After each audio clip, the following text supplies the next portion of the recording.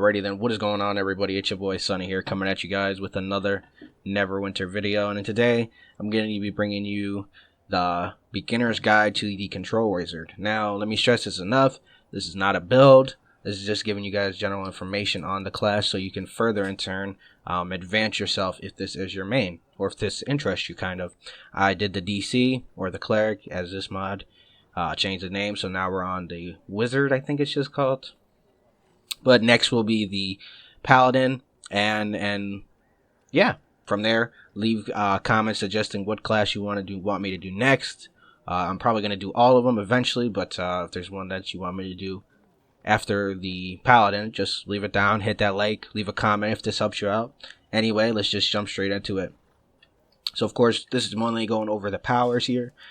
The two biggest things I would consider using are Ray of Frost and the Magic Missile. Now, I've noticed the Ray of Frost is more of what I go to first, and for the encounters. Now, the only time I change Repel is on like mobs. I'll change it out for icy terrain.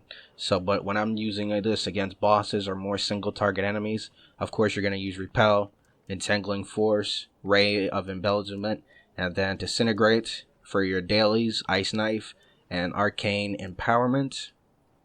For your class features, these never change from what I've gotten from testing myself and from what I've seen and heard from a couple other control wizards. They're not control, just wizards. Chilling Presence and Storm Spell. For your feats, you know, I'm not going to go into them, but those are the ones that I've used and I've really enjoyed using them. Like I said, this is not a build. But without further ado, let's just show you guys kind of how you want to run your rotation. Of course, first you're going to hit the enemy with the Ray of Embezzlement because that increases the target's damage taken by magic and projectile attacks by 10%. Right? So you're always going to want to hit your main target with the Ray of Embezzlement, followed by, truthfully, it doesn't really matter after that. And then you're just going to stack your Ray of Frost. Usually they're going to freeze, boom. And it's just a rinse and repeat type of thing. You know, you can throw your magic missiles in there once you see that they're frozen and all these stacks are, you know, filled up. But it's just a kind of just an easy thing to, an easy encounters to run, you know. As soon as, you know, they come up, just kind of pop them. Power Surge procced, you know, choking them out. Choke that hoe. And then for you know, like I said, when you're running AoE, I would just change Repel for icy terrain. It's the same thing though, you know, you're just gonna drop that shit though right on the enemies. And yeah, the control wizard are actually really fun, this mod. There are the top DPS, that and a TR. So I mean, as long as you're running the right encounters and the you know, the right stuff, you're gonna do a lot of damage regardless. Truthfully, just due to the fact is their damage is crazy this mod. So probably if you run this setup right here, you're gonna do some decent amount of damage. Considering that I do decent amount of damage, and this isn't even my he's got no boons or nothing on him. But yeah, like I said, this is just kind of a beginner's guide for in terms of dailies, Ice Knife if you're on, you know, the boss, and then I would use Arcane Empowerment on, you know, AoE type deal. You know, you can even potentially use this on the boss because it encounter powers deal 10% more damage and recharge faster. It duration is 10 seconds, but you gain 5 stacks of Arcane Mastery, which is kind of that's max. Okay, and that increases your arcane damage dealing powers, which if you guys go over to your powers, it tells you Arcane Mastery, Spell Mastery, Spell Mastery. No, where does it say what type of... No, that's if you add it to the RB button. My bad, I apologize for that. Entangling Force, each stack of our increases the duration by 0.1. So if you automatically pop this encounter power and then use Entangling Force, it's going to last 0.5 more seconds longer. I'm trying to see... Distance increases based on... So... You know, of course, if it's a boss, you're not going to push it away. But, you know, once you hit this... So once you hit this, you're going to choke them out longer. You're going to push them back further. I just want to make sure that I go over all of the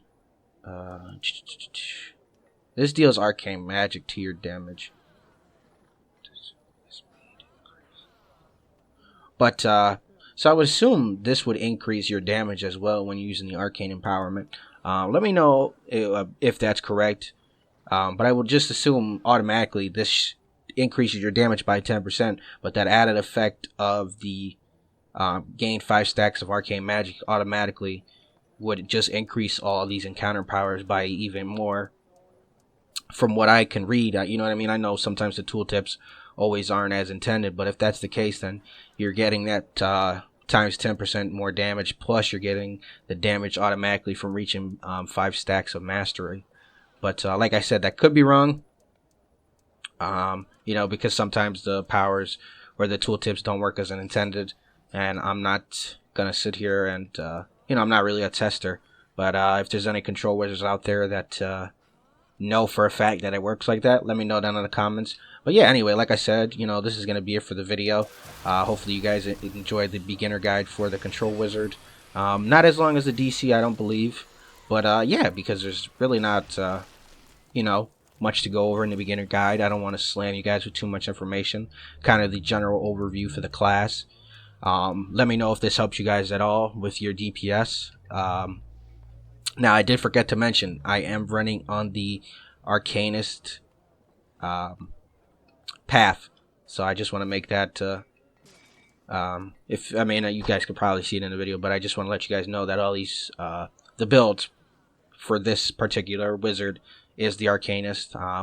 Not going to get too much into the Thaumaturgian. I hear it does less damage. I don't know if that's true or not. You know, but from what I see, majority of the time, if you're trying to do max DPS on the CW, this is the path you want to run. Anyway, it's been your boy Sunny here, and I will catch you guys in the next one. Peace out.